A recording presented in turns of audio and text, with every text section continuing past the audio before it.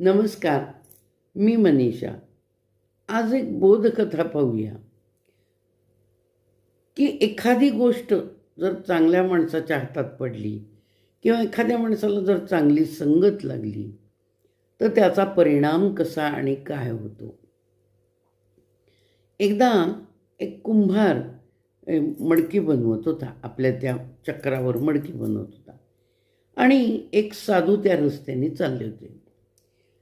तर साधूने बघितलं की हा सुंदर मडकी तयार करतोय.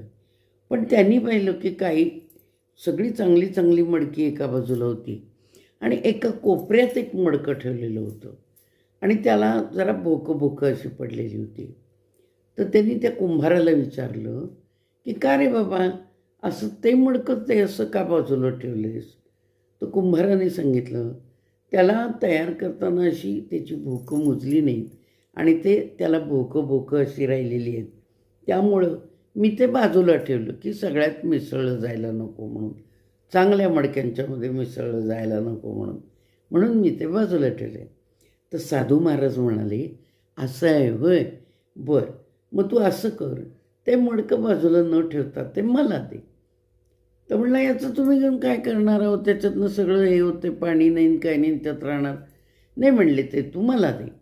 आणि ते मडकं घेऊन ते ज्या ज्या देवळात राहत होते त्या देवळामध्ये गेले आणि त्या मडक्यामध्ये त्यांनी पाणी घातलं आणि ते पाणी ते शंकराच्या पिंडीवर ते मडकं असं धरलेलं होतं आणि त्या पाण्याचा अभिषेक त्या पिंडीवर पडत होता आणि देवाची सेवा त्या मडक्याच्या त्या पाण्यातून घडत होती.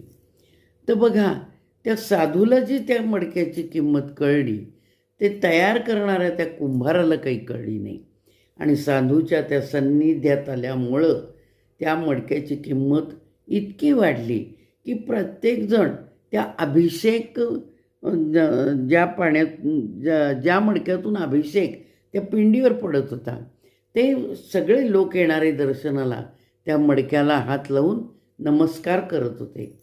तर असं हे आहे की जिथं चांगल्या म्हणजे ठिकाणी चांगलं सत्संग आपल्याला गाठ पडतो, चांगल्या हातामध्ये एखाद्याचं आपल्याला मैत्री होती किंवा एखाद्या चांगल्या माणसाच्या हातात जरी ती एखादी वाईट गोष्ट पडली तरी त्याचा उपयोग कलात्मकतेनं करून घेणाऱ्याच्या संगतीमुळं त्याला महत्त्व प्राप्त होतं.